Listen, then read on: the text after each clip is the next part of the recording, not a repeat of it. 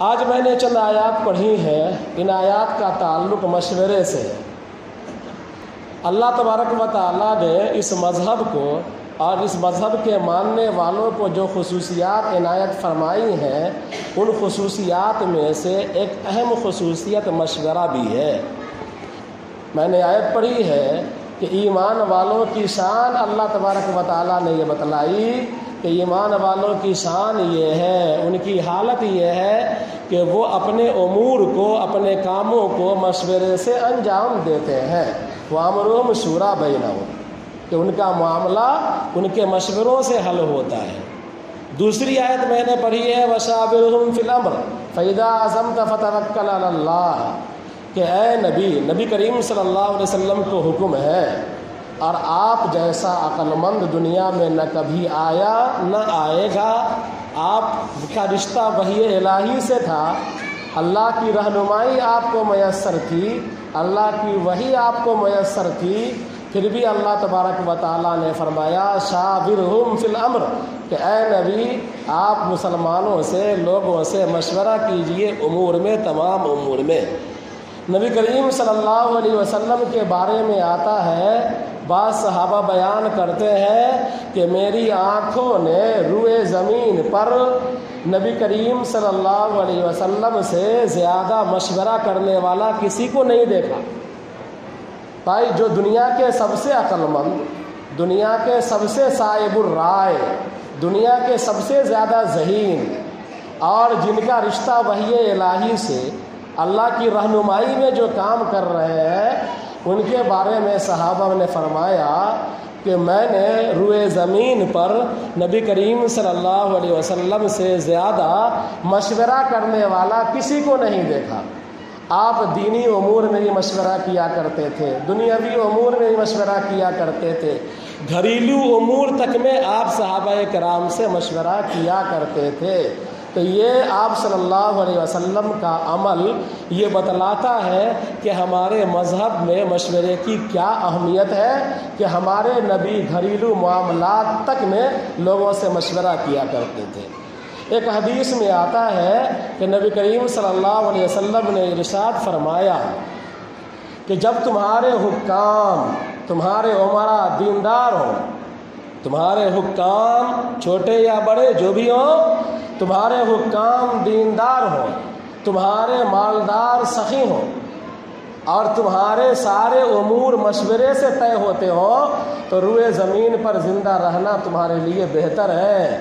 لیکن اگر اس کا الٹ ہو جائے، یعنی اگر حکام بے دین ہو جائے اور اغنیا مالدار بخیل ہو جائے اور لوگ مشوروں کو چھوڑ دیں، تو تمہارا زمین کے پیٹ میں رہ جانا بہتر ہے، یعنی تمہارا مر جانا زندہ رہنے سے بہتر ہے۔ یہ نبی کریم صلی اللہ علیہ وسلم کا فرمان ہے۔ اپنے عمل سے آپ نے بتلایا جنگ بدر کا موقع ہے۔ جنگ بدر جنگ بدر یہ اسلامی تاریخ کا سب سے اہم باب ہے جنگ بدر، اور اس جنگ بدر میں آپ جانتے ہیں کہ ایک طرف نہتے تھے، 313 افراد تھے، اور دوسری طرف 1000 تھے جو ہر طرح کے ہر اعتبار سے مسلح تھے، ہر اعتبار سے تیر و تفنگ کے ساتھ تیار تھے، اور ادھر 313 کے پاس لاٹھی بھی دستیاب نہیں تھی صحیح سے، لیکن جنگ ہوئی، اور اللہ تبارک و تعالیٰ نے 17 رمضان المبارک کو اس جنگ میں مسلمانوں کو فتح دلائی، مسلمان کامیاب ہوئے۔ پہلی جنگ تھی آپ کو باطل کی، اسلامی تاریخ میں مسلمان کامیاب ہوئے۔ کامیاب ہونے کے بعد مال غنیمت ہاتھ آیا، بہت سارا مال غنیمت لگا۔ اگر جنگ میں آپ جیت جاتے ہیں، اگلا پارٹی مغلوب ہو جاتا ہے، کافر مغلوب ہو جاتا ہے، تو جو مال چھوڑ کر کے وہ بھاگتا ہے، وہ مال جیتنے والوں کا ہو جاتا ہے، اس مال کو مال غنیمت کہتے ہیں۔ تو یہ مال غنیمت ہاتھ آیا، اور کفار کے اکثر سردار قید کر دیے گئے۔ وہ تمام لوگ قید کر دیے گئے جو قیدی بنا لیے گئے، جو مسلمانوں کو ایذا پہنچاتے تھے، تکلیف پہنچاتے تھے، ان میں سے اکثر 70 سردار ان کے قید کر دیے گئے۔ اب مسئلہ سامنے آیا کہ یہ غنیمت کا مال کیا کیا جائے اور ان قیدیوں کے ساتھ کیا معاملہ کیا جائے۔ اس سے پہلی جو شریعتیں تھیں ان شریعتوں میں غنیمت کے بارے میں، غنیمت کے مال کے بارے میں یہ حکم تھا کہ غنیمت کا مال اکٹھا کیا جائے اور اس کو پرتی پر میدان میں پہاڑ پر ڈال دیا جائے، آسمان سے آگ آتی تھی اور اس مال کو بھسم کر دیا کرتی تھی، جلا دیا کرتی تھی، اور یہی ان کے زکوٰۃ نکالنے کا بھی طریقہ تھا۔ لیکن اب وہ طریقہ ختم ہونا ہے، صحابہ کرام مشورے کو فیصلہ کرنا ہے کہ کیا کیا جائے مال غنیمت کے تعلق سے۔ تو لوگوں نے مشورہ کیا، مشورے میں یہ طے ہوا کہ اس مال غنیمت کو لوگوں کے درمیان تقسیم کیا جائے، مجاہدین کے درمیان، اور اللہ تبارک و تعالیٰ نے آیت بھی اتاری وَاعْلَمُوا أَنَّمَا غَنِمْتُم أَنَّ لِلَّهِ خُمُسَهُ وَلِلرَّسُولِ وَلِذِي الْقُرْبَى وَالْيَتَامَى وَالْمَسَاكِينِ وَابْنِ السَّبِيلِ، کہ اللہ تبارک و تعالیٰ نے غنیمت کے بارے میں یہ فیصلہ کیا کہ 5واں حصہ اللہ اور اس کے رسول کا ہے اور بقیہ 4 حصے مجاہدوں کے درمیان، فوجیوں کے درمیان تقسیم کر دیے جائے۔ بہرحال صحابہ کرام کا یہ مشورہ اسی انداز کا تھا اور اللہ تبارک و تعالیٰ نے اسی انداز سے احکام بھی اتارے، اور اللہ کے رسول صلی اللہ علیہ وسلم نے فرمایا کہ میری خصوصیات میں سے خصوصیت یہ ہے کہ احلت لی الغنائم، کہ غنیمتوں کا مال میرے لیے حلال کر دیا گیا۔ بہرحال ایک بات آئی کہ یہاں بھی مشورہ ہوا۔ دوسرا، ان قیدیوں کے بارے میں فیصلہ کرنا تھا کہ ان قیدیوں کے ساتھ کیا کیا جائے۔ اللہ تبارک و تعالیٰ نے کوئی صاف حکم، صریح حکم نازل نہیں فرمایا تھا۔ ان قیدیوں کے بارے میں رائے لیا آپ صلی اللہ علیہ وسلم نے صحابہ کرام سے کہ ان قیدیوں کے بارے میں کیا فیصلہ کیا جائے۔ عمر فاروق رضی اللہ تعالیٰ عنہ نے کہا کہ ان تمام کو قتل کر دیا جائے۔ ابوبکر صدیق رضی اللہ تعالیٰ عنہ نے کہا کہ ان تمام کو فدیہ دے کر کے چھوڑ دیا جائے۔ اللہ کے رسول کا معمول تھا کہ ابو بکر اور عمر اگر دونوں کسی رائے پر اتفاق کر لیتے تو رسول اللہ صلی اللہ علیہ وسلم بھی اسی رائے پر اتفاق کر لیتے تھے۔ اگر ابو بکر اور عمر دونوں کسی ایک رائے پر اتفاق کر لیتے تو اللہ کے رسول صلی اللہ علیہ وسلم کا معمول یہ تھا کہ آپ بھی اس رائے سے سہمتی دکھا دیتے اور آپ اس رائے کا انکار نہیں کرتے تھے۔ بہرحال تو یہاں پر اختلاف ہوا۔ عمر فاروق رضی اللہ تعالیٰ عنہ نے مشورہ دیا کہ قتل کر دیا جائے سبوں کو۔ ابو بکر صدیق رضی اللہ تعالیٰ عنہ نے مشورہ دیا کہ فدیہ لے کر کے چھوڑ دیا جائے۔ فیصلہ یہی ہوا کہ ان تمام کو، ابو بکر کے رائے پر فیصلہ ہوا، رسول اللہ صلی اللہ علیہ وسلم نے فیصلہ کیا کہ فدیہ لے کر کے چھوڑ دیا جائے، ان تمام کو ہو گیا، فدیہ لے کر کے چھوڑ دیا گیا۔ اللہ تبارک و تعالیٰ نے آیت اتاری اور اس آیت کے اندر اس فیصلے کی، اللہ تبارک و تعالیٰ نے اس فیصلے کو پسند نہیں کیا، بلکہ عمر فاروق رضی اللہ تعالیٰ عنہ کی جو رائے تھی اس اعتبار سے آیت اتاری کہ مَا كَانَ لِنَبِيٍّ أَن يَكُونَ لَهُ أَسْرَىٰ حَتَّىٰ يُسْخِنَ فِي الْأَرْضِ تُرِيدُونَ عَرَضَ الدُّنْيَا وَاللَّهُ يُرِيدُ الْآخِرَةَ وَاللَّهُ عَزِيزٌ حَكِيمٌ، کہ فرمایا اللہ تبارک و تعالیٰ نے نبی کے لیے جائز نہیں کہ قیدیوں کو وہ روکے رکھیں اور قیدیوں کو وہ یوں ہی چھوڑ دیں یا آزاد کر دیں، حتیٰ کہ ان قیدیوں کی خون ریزی کر کے اور ان جنگی جرائم کرنے والوں کی خون ریزی کر کے فتنہ و فساد سے زمین کو پاک نہ کر دیں۔ یہ اللہ تبارک و تعالیٰ نے نازل فرمائی، اور یہ رائے کس کی تھی؟ عمر فاروق رضی اللہ تعالیٰ عنہ کی تھی کہ ان تمام قیدیوں کو قتل کر دیا جائے۔ بہرحال بتلانا یہ ہے کہ اتنا اہم سیریس معاملہ ہے، جٹیل معاملہ ہے، کفار کے تمام سربراہ قید میں ہیں، اگر چاہیں بیک وقت قتل کر کے فتنہ ختم کر دیتے ہیں اور کفار کی کمر توڑ سکتے تھے ہمیشہ کے لیے، لیکن یہاں بھی صحابہ کرام سے آپ نے مشورہ کیا اور مشورے میں ابو بکر کی رائے کو ترجیح دیا، عمر فاروق رضی اللہ تعالیٰ عنہ کی رائے کو ترجیح نہیں دیا۔ اللہ تبارک و تعالیٰ نے عمر فاروق رضی اللہ تعالیٰ عنہ کی رائے کو پسند کیا۔ بہرحال لیکن یہاں بھی مشورہ میں جو بات پاس ہو گئی کہ ان قیدیوں کو آزاد کر دیا جائے فدیہ لے کر کے، تو اللہ کے رسول نے اسی پر عمل کیا۔ اسی پر عمل کیا، حالانکہ قرآن نے غلط کہا کہ عمر فاروق رضی اللہ تعالیٰ عنہ کی رائے درست تھی، لیکن عمل جو ہوا، مشورے میں جو بات پاس ہو گئی کہ ان قیدیوں کو فدیہ لے کر کے چھوڑ دیا جائے، اسی پر عمل کیا گیا۔ جنگ احد کا موقع ہے، جنگ بدر کے بعد جنگ احد ہوئی ہے، تو اس موقع پر اللہ کے رسول صلی اللہ علیہ وسلم نے پھر صحابہ کرام سے مشورہ کیا کہ کیا جائے، جنگ کہاں لڑی جائے۔ آپ صلی اللہ علیہ وسلم کی رائے یہ تھی کہ جنگ مدینہ میں رہ کر کے لڑی جائے، لیکن کچھ جوشیلے جوان تھے جن کے رشتہ دار جنگ بدر میں شہید ہو گئے تھے، ان کی رائے یہ ہوئی کہ نہیں، باہر میدان میں نکل کر مقابلہ کیا جائے۔ تو صاف لفظوں میں حضور کی رائے یہ تھی کہ مدینہ میں رہ کر کے لڑائی کی جائے۔ نوجوانوں، جو سیلے نوجوانوں کی رائے یہ ہوئی کہ باہر نکل کر کے جنگ لڑی جائے۔ اللہ کے رسول صلی اللہ علیہ وسلم کو ان لوگوں کا یہ مشورہ تھوڑا سا ناگوار بھی گزرا۔ آپ صلی اللہ علیہ وسلم اندر گئے، اور اندر جانے کے بعد آپ زرہ پہن کر کے جو جنگ سے، تیروں سے، تلواروں سے بچاؤ کا جو لوہے کا سامان ہوتا تھا، وہ زرہ پہن کر کے آپ باہر آئے۔ ان صحابہ نے دیکھا کہ حضور کی ناگواری کو، تو ان کو اپنی اس غلطی کا احساس ہوا کہ ارے حضور کی رائے تھی اندر لڑنے کی، اور ہم لوگوں نے اصرار کر کے حضور کو اپنی رائے بدلنے پر مجبور کر دیا، اپنی رائے منوا لیا، کہیں ایسا نہ ہو کہ اللہ کا عتاب ہم پر نازل ہو جائے۔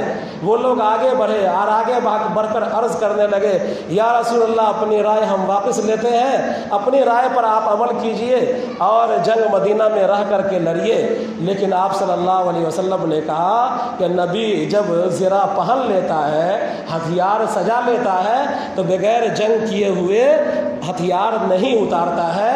آپ صلی اللہ علیہ وسلم نے جب طے کر دیا مشورے میں کہ باہر نکل کر کے لڑائی کرنا ہے، حالانکہ آپ کی ذاتی رائے اندر رہ کر کے لڑنے کی تھی، لیکن فیصلہ یہ ہو گیا تھا کہ باہر جا کر کے لڑنا ہے، تو ان لوگوں کی رائے کی تبدیلی کا مطالبہ کرنے کے باوجود بھی مشورے کی اہمیت بتلانے کے لیے آپ نے اس پر عمل کیا۔ اذا عزمت فتوکل علی اللہ، جب مشورے میں کوئی رائے پاس ہو جائے، کوئی تجویز پاس ہو جائے، تو اس پر ہر حال میں اللہ کے بھروسے عمل کرنا ہے۔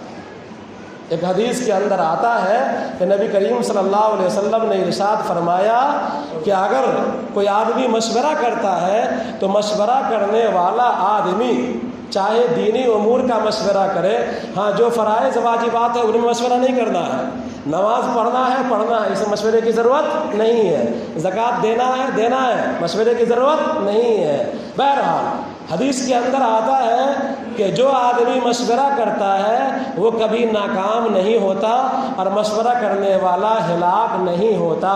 آپ خود اپنے گاؤں کا جائزہ لے لیجئے، دینی امور ہو یا دنیاوی امور، اگر آپ حضرات مل بیٹھ کر کے اور گاؤں کے تمام لوگ بیٹھتے ہیں اور مشورہ کرتے ہیں، کوئی بات پاس کر لیتے ہیں اور اس بات پر عمل شروع ہو جاتا ہے، اللہ تعالیٰ اس کام کو نمٹا دیتے ہیں، کروا دیتے ہیں۔ اور اگر یوں ہی کوئی آدمی اٹھتا ہے، کوئی کام کرانے لگتا ہے، چاہے دینی ہو چاہے دنیاوی، تو اس کام کی مخالفت بھی ہونے لگتی ہے، ہنگامہ بھی شروع ہو جاتا ہے۔ تو مشورے سے کام کرنے والا ناکام نہیں ہوتا، اور مشورہ کرنے والا ہلاکت میں نہیں پڑتا ہے۔ بہرحال ان تمام باتوں کا خلاصہ اور لب لباب یہی ہے کہ دعوت و تبلیغ کے اعتبار سے مشورے کو رکن کا درجہ حاصل ہے۔ دعوت و تبلیغ کے اعتبار سے، دعوت کے اعتبار سے دین کا رکن نہیں ہے مشورہ۔ دعوت و تبلیغ کی جو لائن ہے، چلہ 4 مہینہ، یہ جو ترتیب ہے، اس اعتبار سے مشورے کو رکن کا درجہ حاصل ہے۔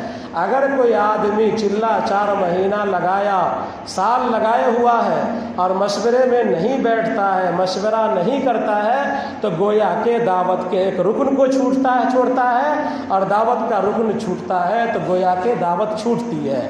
لہذا آپ تمام لوگوں سے گزارش ہے کہ مغرب کی نماز کے بعد عمل ہوتا ہے، دعوت کا عمل ہوتا ہے، تعلیم کا عمل ہوتا ہے اور ملاقات کی جاتی ہے۔ عشاء کی نماز کے بعد مشورہ ہوتا ہے، 10 منٹ 15 منٹ کا وقت لگتا ہے۔ کہ اس امت کی شان ہے کہ یہ دینی امور ہو یا دنیاوی امور، ان تمام امور میں مشورے سے یہ کام کرتی ہے۔ اللہ تبارک و تعالیٰ کا حکم بھی یہی ہے، اور دنیا کے سب سے زیادہ عقل مند جناب نبی کریم صلی اللہ علیہ وسلم کے بارے میں بتایا گیا کہ آپ گھریلو امور سے لے کر دینی اور دنیاوی تمام امور میں صحابہ کرام سے مشورہ کیا کرتے تھے، حتیٰ کہ بعض صحابہ کی روایت آپ کو سنائی گئی کہ بعض صحابہ نے کہا کہ میں نے آپ سے زیادہ مشورہ کرنے والا کسی کو نہیں دیکھا۔ تفصیل کے ساتھ بات آئی۔ اسی ضمن میں ایک بات یہ بھی آئی تھی کہ مشورہ کرنے والا خسارہ نہیں اٹھاتا، نقصان نہیں اٹھاتا ہے۔ مشورے کے آداب اور اصول میں سے ایک بات یہ ہے کہ حدیث کے الفاظ ہیں المستشار مؤتمن، کہ جس شخص سے مشورہ لیا جائے وہ امانت دار ہو۔ یعنی آپ سے اگر کسی نے مشورہ لیا تو آپ اللہ کو حاضر و ناظر سمجھ کر کے اس کے حق میں جو بہتر ہو وہ مشورہ دیجیے۔ ایسا نہیں کہ آپ جانتے ہیں کہ یہ مشورہ یہ رائے اس کے لیے نقصان دہ ہے اور آپ اس کو برباد کرنے کے لیے اسی طرح کا مشورہ دے دیں، یہ خیانت ہے۔ تو جس سے مشورہ لیا جائے وہ امین ہوتا ہے، وہ امانت دار ہوتا ہے۔ چاہے مشورہ جس سے لیا جائے وہ عالم ہو، جاہل ہو، چاہے وہ جس گروپ سے تعلق رکھتا ہو، جس کیٹیگری کا ہو، لیکن ہے وہ امین اور امانت دار، اس کو سمجھنا چاہیے کہ یہ شخص جو ہم سے آیا ہے رائے لینے کے لیے، اس کے لیے کون سی چیز بہتر ہے وہ مشورہ دینا چاہیے۔ اسی طرح مشورہ لیا گیا، آپ نے رائے دے دیا تو اس رائے پر اصرار نہیں کرنا چاہیے۔ یعنی آدمی کو مشورہ کرتے وقت چاہے دینی امر کا مشورہ ہو، چاہے دنیاوی امور کا مشورہ، تبلیغی جماعت کے تعلق سے عشاء کے بعد کا مشورہ ہو یا دنیاوی امور کے تعلق سے جو آپ حضرات مشورہ کرتے رہتے ہیں وہ مشورہ ہو، کوئی آدمی اس نیت سے نہ بیٹھے کہ میں اپنے رائے کے مطابق فیصلہ کروا لوں گا۔ اگر کوئی آدمی اس نیت سے جاتا ہے مشورے میں اور اس نیت سے بیٹھتا ہے، دینی امر کا مشورہ ہو یا دنیاوی امر کا مشورہ، تو اس آدمی کے لیے جہنم کی آگ بہتر ہے۔ یہ حدیث کا مفہوم ہے۔ لہذا مشورہ دینے کے بعد آپ آزاد ہیں۔ آپ کا مشورہ مجمع نے قبول کر لیا، ٹھیک ہے، نہیں قبول کر لیا کوئی دقت کی بات نہیں ہے۔ آپ کو اپنے رائے پر اور مشورے پر اصرار نہیں کرنا چاہیے۔ یہ پچھلی تقریر کا تتمہ تھا، خلاصہ بھی تھا، اور اس کے تتمے کے طور پر یہ بات کہہ دی گئی۔